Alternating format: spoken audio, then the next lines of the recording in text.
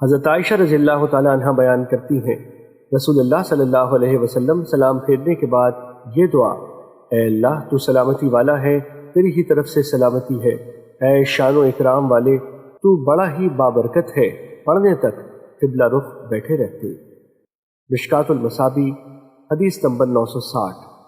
حضرت ثوبان رضی اللہ تعالیٰ عنہ بیان کرتے ہیں، جب رسول اللہ صلی اللہ علیہ وسلم نماز سے فارغ ہوتے تو آپ 3 مرتبہ استغفر اللہ کہتے اور پھر یہ کلمات پڑھتے: اے اللہ تو سلامتی والا ہے اور تیری ہی طرف سے سلامتی ہے، اے شان و اکرام والے تو بڑا ہی بابرکت ہے۔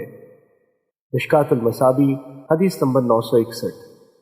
حضرت مغیرہ بن شعبہ رضی اللہ تعالیٰ عنہ سے روایت ہے کہ نبی صلی اللہ علیہ وسلم ہر فرض نماز کے بعد یہ پڑھا کرتے تھے: اللہ کے سوا کوئی معبود برحق نہیں، وہ یکتا ہے، اس کا کوئی شریک نہیں، اسی کے لیے بادشاہت اور اسی کے لیے حمد ہے، اور وہ ہر چیز پر قادر ہے۔ اے اللہ، جو تو عطا کرنا چاہے اسے کوئی روک نہیں سکتا، اور جو تو روک لے اسے کوئی عطا نہیں کر سکتا، اور دولت مند کو اس کی دولت تیرے عذاب سے نہیں بچا سکتی۔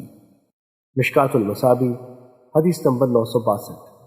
حضرت عبداللہ بن زبیر رضی اللہ تعالیٰ عنہ بیان کرتے ہیں، جب رسول اللہ صلی اللہ علیہ وسلم نماز سے سلام پھیرتے تو بلند آواز سے یہ دعا پڑھتے: اللہ کے سوا کوئی معبود برحق نہیں، وہ یکتا ہے، اس کا کوئی شریک نہیں، اسی کے لیے بادشاہت اور اسی کے لیے تعریف ہے، اور وہ ہر چیز پر قادر ہے۔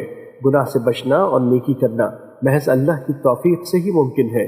اللہ کے سوا کوئی معبود برحق نہیں، ہم صرف اسی کی عبادت کرتے ہیں، اسی کے لیے نعمت، فضل اور اسی کے لیے بہترین تعریف ہے۔ اللہ کے سوا کوئی معبود برحق نہیں، ہم اسی کے لیے اطاعت کو خالص کرتے ہیں، خواہ کافر اسے ناپسند کرے۔ مشکوٰۃ المصابیح حدیث نمبر 963۔